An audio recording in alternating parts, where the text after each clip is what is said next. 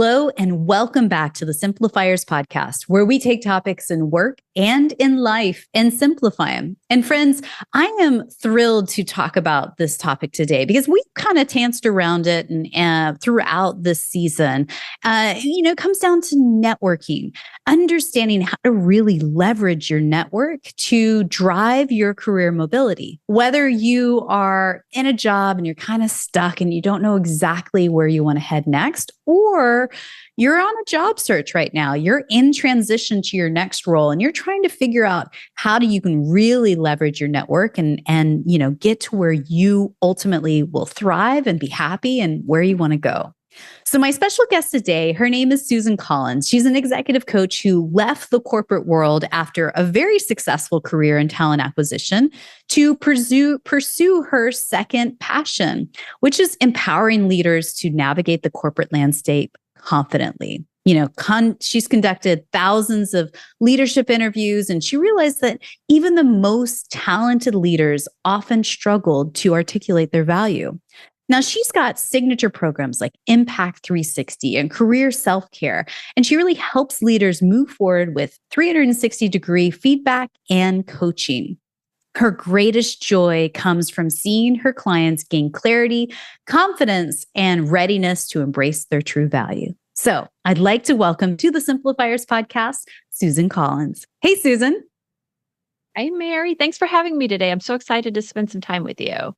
I think this is going to be a fun conversation because let's face it, people who've listened to the podcast probably know that I'm an extrovert. I love connecting with people. I love being out and networking in happy hours. But let's face it, some people, this is like a nightmare for them. Like, oh my God, it's so much energy and I don't know if I can do it. I want to kind of ask a disclaimer. The advice you're going to share today is not just for extroverts, right? Okay, now I'm showing, and I apologize, internet connection access is wobbly. And so I didn't hear that last question. Okay, no worries. We can take it from the top. On your side, do you have all kind of programs shut down? I have everything shut down. Okay. Is there anybody else in the house that are using like Xboxes and videos and Oh, they're streaming? all asleep or at work, and Okay, I good. have my own internet for my office. Okay, well, you sound crystal clear to me, so you can still hear me, right? That was the problem, is that you cut out for a minute. Okay, but now you can hear me, right? Now I can hear you. Okay, well, let's just start. We'll take it from the top from here. Let's see. No worries. Don't sweat it at all. Let's take it from the top. You ready? Okay. All right. Counting down in 3, 2, and 1. Hello, and welcome back to the Simplifiers podcast, where we take topics in work and in life and simplify them. And friends, today we're talking about a topic that actually is near and dear to my heart. We have been dancing around it and talking about it for the entire season. But the truth be told, how do you leverage your network to really help drive your career mobility? Where you want to go? Where are you headed next? Either if you're feeling stuck or unhappy at work in your current job, or let's say you're in transition and you're headed to your next job. I want to help simplify this for you and help you to really untap, and tap into your network and help you get to where you want to go. So my special guest today, her name is Susan Collins. She's an executive coach who left the corporate world after a very successful career in talent acquisition to pursue her second passion, which is empowering leaders to navigate the corporate landscape confidently. After conducting thousands of leadership interviews, she realized that even the most talented leaders often struggle to articulate their value. She's got signature programs called Impact 360 and Career Self-Care, which we'll ask her about her in a second. But her greatest joy comes from seeing her clients gain clarity, confidence, and readiness to embrace their true value. So I'd like to welcome to the Simplifiers podcast, Susan Collins. Hey, Susan. Hi, Mary. Thanks for having me today. I am so excited to talk about this subject with you. I'm thrilled. And I want to kind of put out a disclaimer at the top. Most people who've listened to my podcast know that I'm an extrovert. I love talking to people. I love networking. I love to go out to happy hours.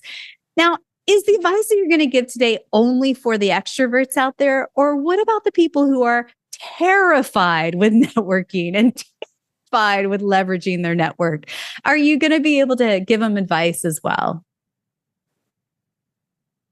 I think networking is hard even for the extroverts if you don't do a lot of it. So this is really for everyone. It's about what you need to do to balance your career and to find your comfort zone in what may be a very uncomfortable space.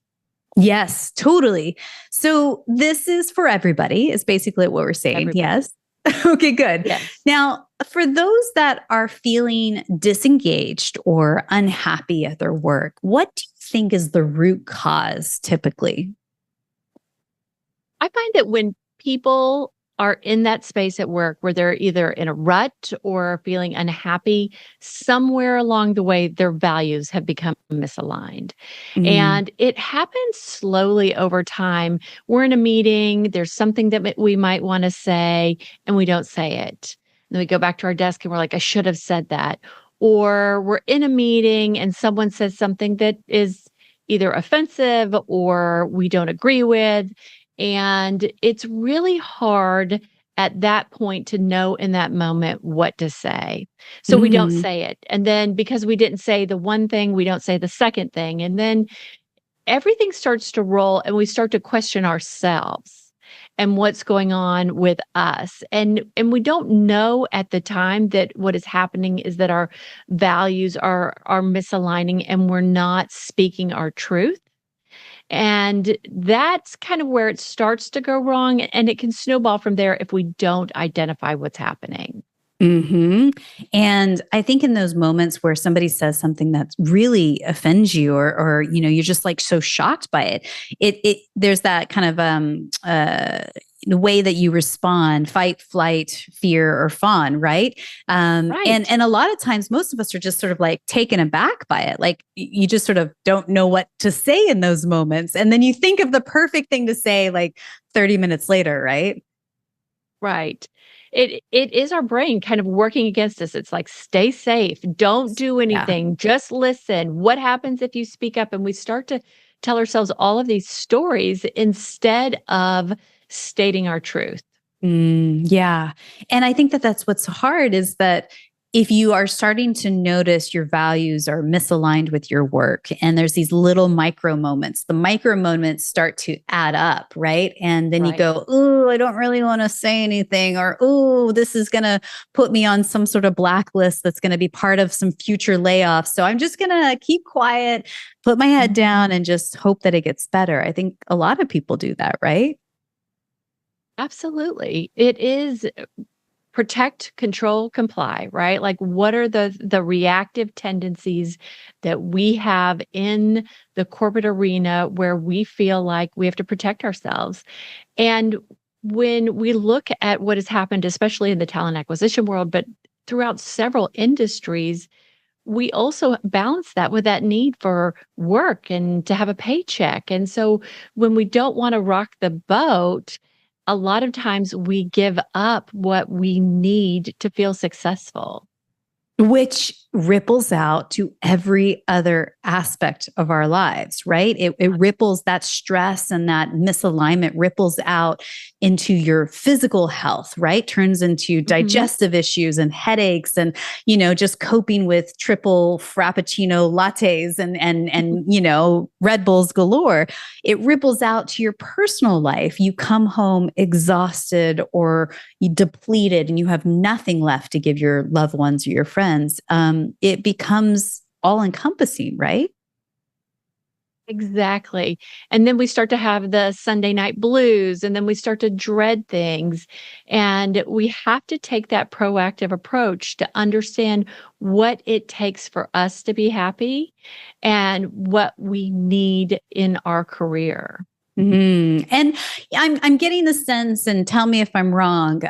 It's not big sweeping changes. Sometimes it's just having the courage to speak up, right, and ask your people leader or talk to your HR professional.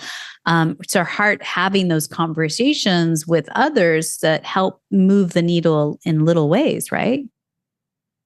Is really just doing 10% more.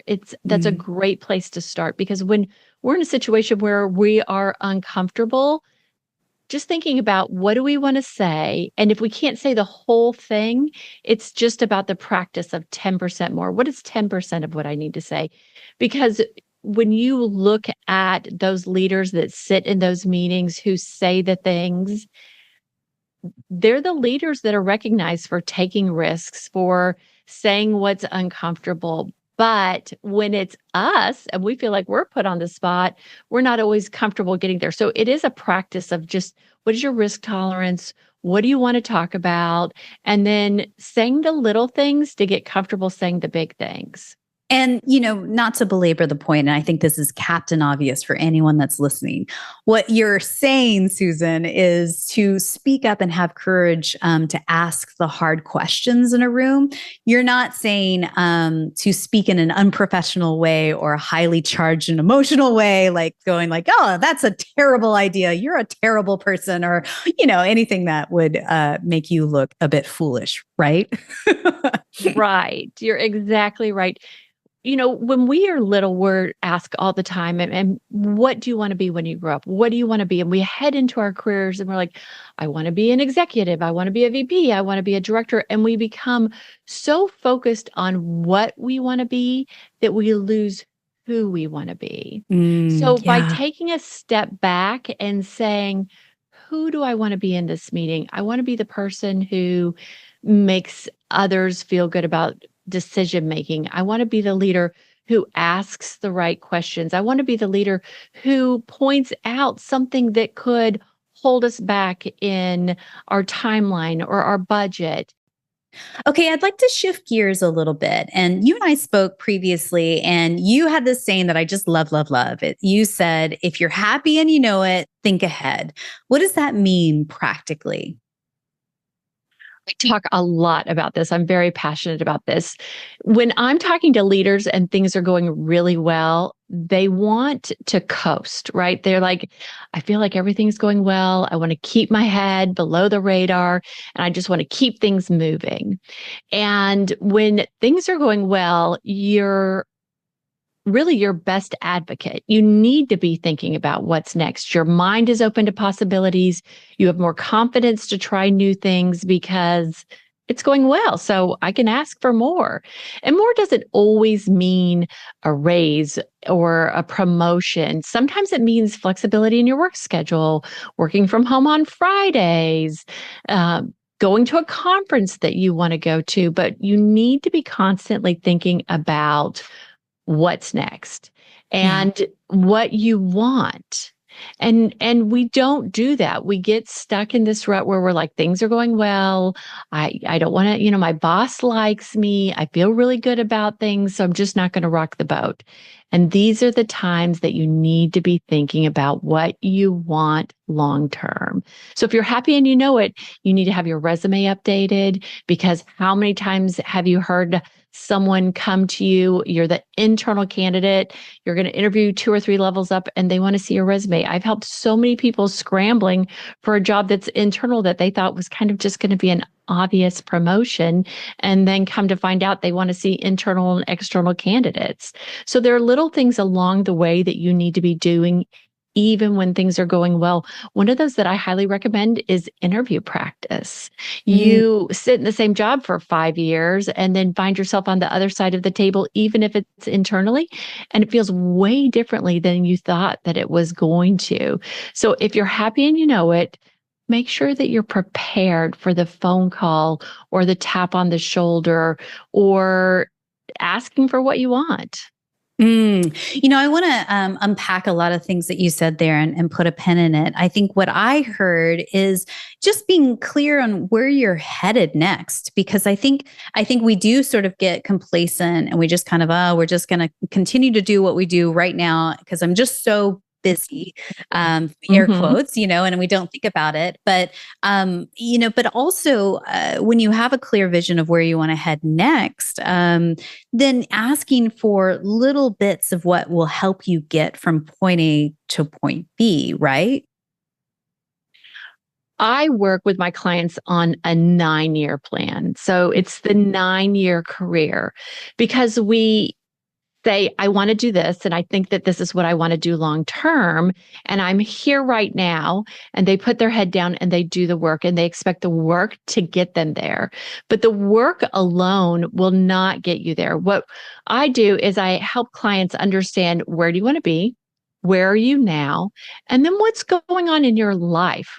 A lot of times we talk about, if they have kids, the age of their kids now and the age of their kids in 9 years. And we work through every single one of those years, because there may be a year, maybe they're a senior in high school, or maybe it's their kindergarten year, where you may want to step back and be the room mother, or you know that you're going to have a big trip coming up and you want to make sure that you're there for all of their baseball games or band events or drill team. And then we also look at maybe what are their financial goals, or what kind of thought leader do they want to be in the industry? And then we put it all together. And why we do 9 years is because you need to look at your career in 3-year increments. You really can't plan beyond 9 years, but those 3-year increments, at the beginning of your career, you're probably getting promoted every 12 to 18 months. And then as you get a little further, it may be 2 to 3 years, maybe 5 years, depending on how big your organization is. But I cannot tell you how many people wake up one morning and they say, I'm not where I thought I would be. I'm not achieving the goals. I've put my head down. I've coasted. And now I don't know how to get from here to there. And so looking at it in these 3-year increments, 3 at a time, and looking at your personal life and your dreams helps you start to weave things in and out to understand the decisions that you have to make. And where we get caught up a lot of times is we don't make the decisions. We don't understand what decisions we need to make and what conversations we need to have. If you've been sitting in a position waiting to get promoted for 5 years and they keep saying, you're going to get promoted, you're going to get promoted, things are going well, but they're not promoting you, they're telling you something. And the question is, are you listening to what they're telling you? Right. The words that they're using and the words they're not using in this moment. Right. Right. I have to ask the unpopular question that I'm sure a lot of listeners are thinking right now in their head. They're going, Susan, yeah, but that's great. Tell me about how this works when companies are mass laying off their staff. That's not part of my 9-year vision. That's not even part of my 3-year vision or my next 18 months. What do you have to say to those folks? It's about putting the building blocks together, understanding what you've done, what you want to do next, and being able to articulate that to your current employer. It's really scary, right? We do want to make safe decisions because we do have to put food on the table, pay for our rent or our mortgages, but it is about the building blocks. And why thinking long-term helps is because if you do find yourself in one of those unfortunate situations, you already have a strategy and a conversation that has been started that you can continue with another potential employer. But when you have put your head down and you've been that good employee for 5 years and you can't talk about, in year 1, I did this, and in year 2, I did this, and then you go, and year 3, 4, and 5, I coasted, you've kind of taken your eye off of the ball and it becomes harder to tell your story. I love that. And I also am just thinking about it from the other point of view. If I was a people leader and I had somebody on my team that was coming to me, asking me these kinds of questions and saying, hey, Mary, I want to talk about my career trajectory here at this company. That kind of perks my ears up and sees a person on my team who sees a future and wants to build a future as the company grows and innovates and expands. Or also as a company is retracting and maybe potentially looking at a future layoff in the next 6 to 12 months, I have this person on my team who, is motivated, driven, wanting to do what they can to excel in their career, but also to drive the company goals. That makes me look at them in a different light too, right? Absolutely. And there are leaders out there, and I think this is where fear comes in, who, when they have someone on their team that starts pushing them for more and asking questions and they don't have the answers, they sometimes start to let fear come in about how they manage those people. As leaders, we have to be able to say, you know what, the company is retracting. I'm going to get you the experiences that you want. I'm going to get you everything I can. I'm going to spend extra time mentoring you. What skills do you want to learn from me? There are those things that we can do when the company is retracting. But sometimes we have to have honest conversations too. I had a wonderful, wonderful recruiter that worked for me at one point, and we had a really great relationship, and she was very young, wanted more. I knew where we were at. I wasn't going to be able to give it to her. And I promised her 2 years. And at 2 years, I said to her, you've got to go. Yeah. I don't want you to go. I'm going to cry when you go. My life is going to be harder when you go, but you're not going to get what you want on the timeline that you want unless you go. And it was hard for both of us, but she started looking. I knew she was looking. It made it easier for me because I could start, thinking about her backfill, and it wasn't a surprise. And she left, and she's wildly successful today. She's in a position that she never would have been in if she stayed with me. And I feel like, together we got the building blocks that she needed up until that point. And I had to let her go. I didn't let her go. I mean, I had to let go. Let her move on. Yeah. Let her move on. And it was hard, but it was time for both of us.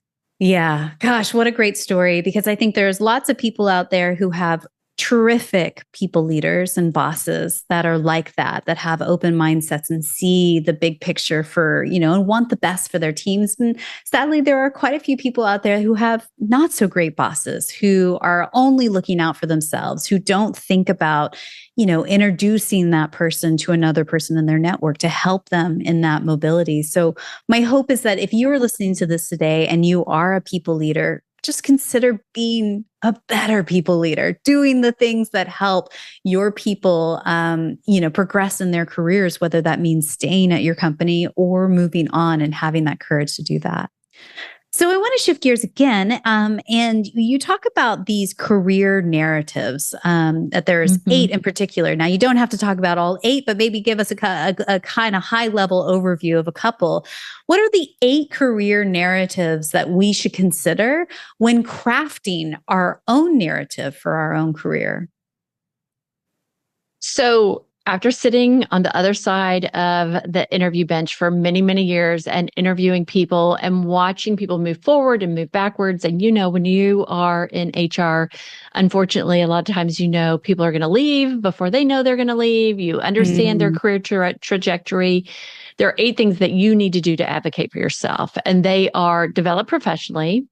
You need to really go to yourself to build curiosity and build the skills, even if you're not getting it from within.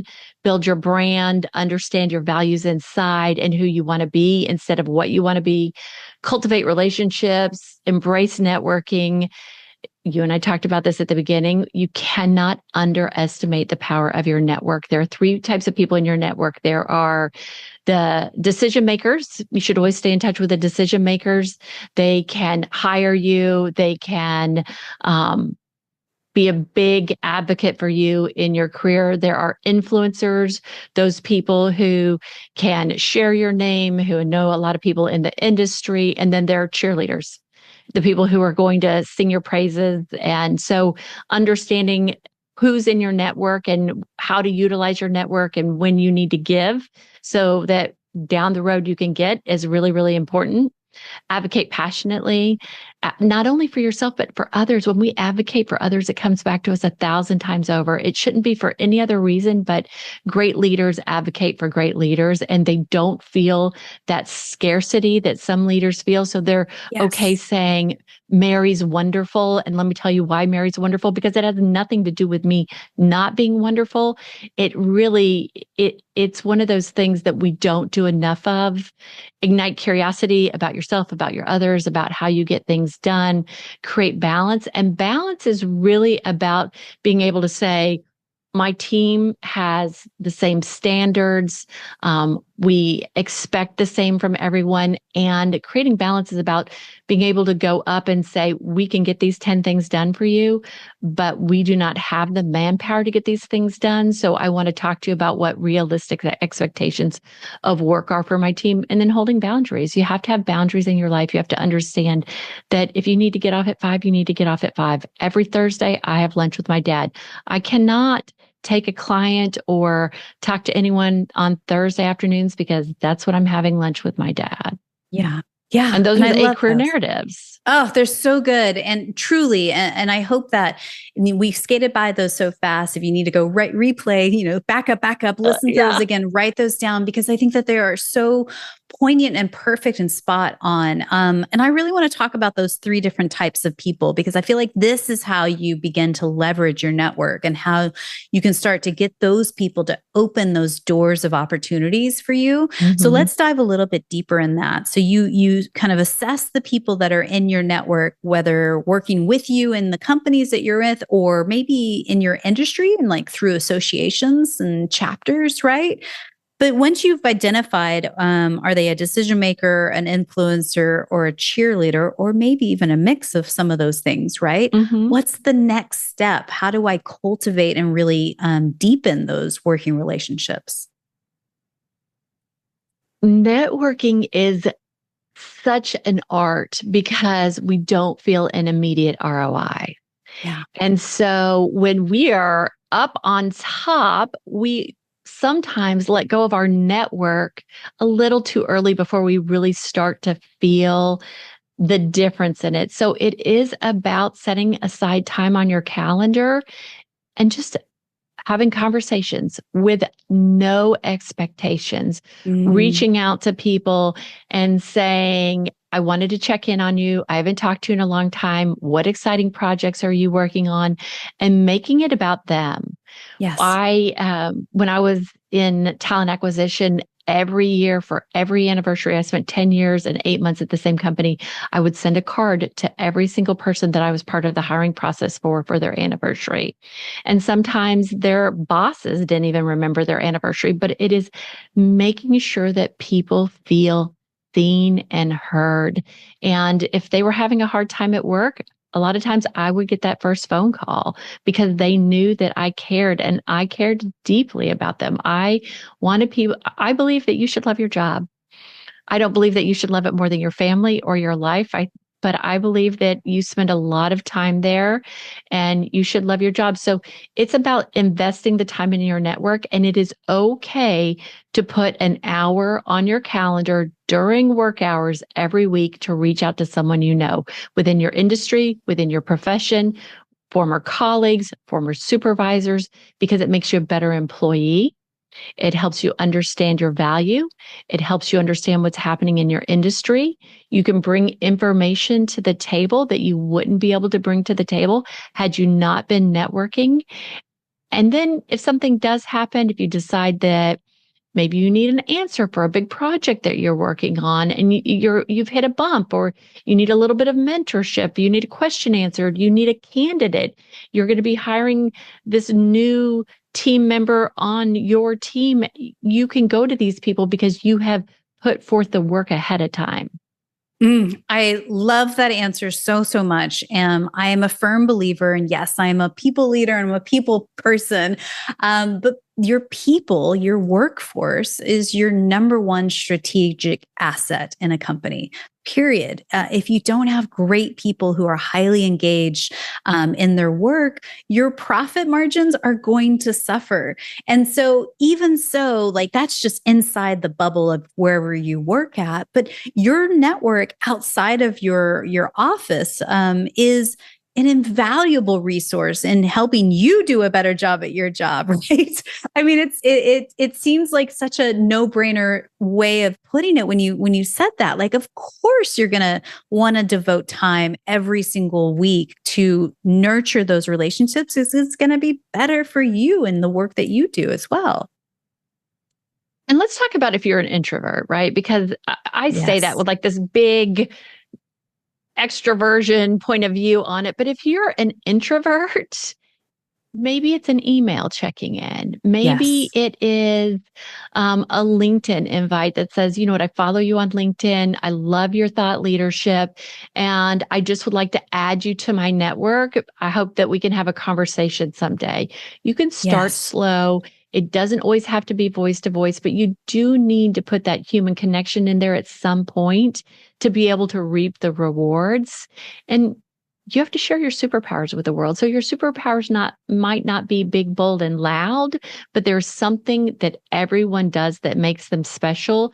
And by connecting with people, they can start to see what's unique and different about you that they may not see if you're not investing the time.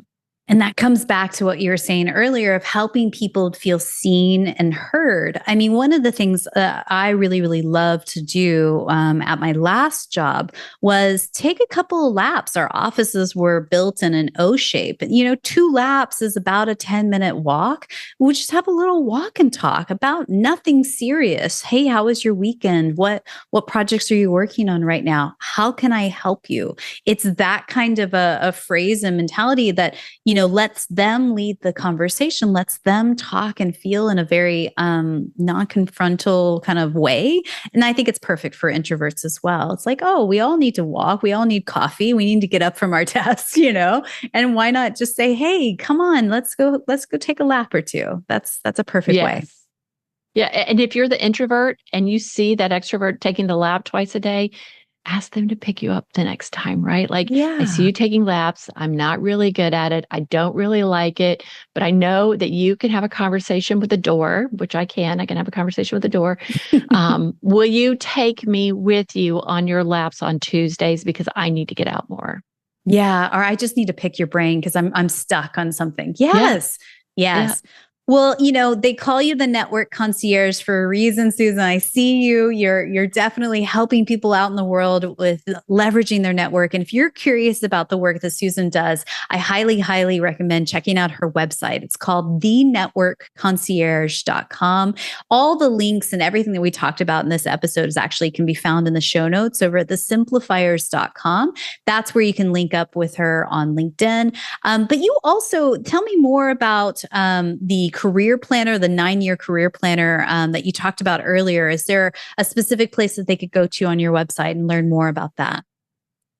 Yes, I'm going to give you the link. It's so that you can put it in the notes and you can download it for free. It takes you through just really about who you are. So you want to think about work, personal, and other goals over the next 9 years. Start with the beginning and the end. So you're going to put where you are now and you're going to put where you are at the end, and then start to fill in the dots. And what it really does is it starts to make the invisible visible to you, the conversations that you need to be having, the decisions you need to be making.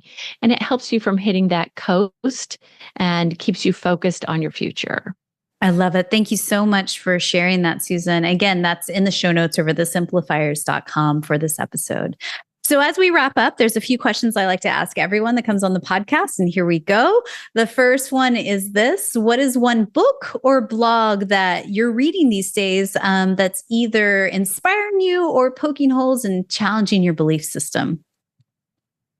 So for Mother's Day, my kids gave me this book. It is The 15 Lies Women Are Told at Work. And my running partner and I were talking about this morning, that we were told, go to college, do all the right things. And it will be easy. And life isn't easy, right? Like we're constantly figuring out new things, figuring out how to balance things. And so I think that she's just got a really nice, realistic way to look at life. The book opens up with, what does it open up with? It opens up with, don't follow your dreams, follow the opportunities. And, I talk to people all the time about you should take a lateral move if it's offered to you. And in our careers, when we think that it's a race or a contest, we don't always want to take the lateral move. But what they don't understand is the lateral move 2 levels up, it makes you a much more valuable candidate. So I'm really enjoying her book. I'm about 4 chapters in, and I think she's got a really nice, realistic way of looking at your career. Awesome. I have not read that book yet. So we'll link that up in the show notes for you guys if you want to check it out. So tell me, who is one person in your network, somebody that you know personally, you just feel is up to brilliant things? If we could shine a spotlight on them, who would you recommend? Oh, gosh. There are 2 people I'm really excited about right now. One is Natalie Stones, who has started the Talent Collective with Krista Tan. And when you look at talent acquisition as an industry, there are a lot of men in thought leadership, and they are really working hard to help women get into thought leadership. Talent acquisition is a very exciting career. We get to change people's lives. When I was leading TA, there were so many things that I loved about it, but you saw more men on stage than you saw women, and they're making space for women. And if you have not looked at the Talent Collective on LinkedIn, you should definitely go check it out. Another person I'm really excited about is Haley O'Neill. She's an emerging talent acquisition leader, and she talks a lot about being a mom and a leader. And she just hit 100,000 followers on LinkedIn during the pandemic. She did a lot to lift other leaders up and posted a weekly TA job posting, which has just gained her a lot of popularity. And she's a great, great human being.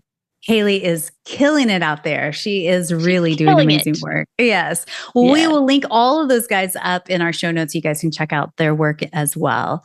I believe gratitude and simplicity go hand in hand. Tell me, what are you grateful for today? Oh my gosh, this one might make me emotional. My oldest baby turns 21 in 2 days. No. So, no, 2 days tomorrow. So I'm really excited about that. And I'm grateful. He's a good kid. He's at Texas A&M. Both my kids are great kids. I'm really grateful for my kid and my family. Oh, I love that so much. So again, the work that Susan does out in the world, you can find her at thenetworkconcierge.com. And my final question for you today is this, Susan.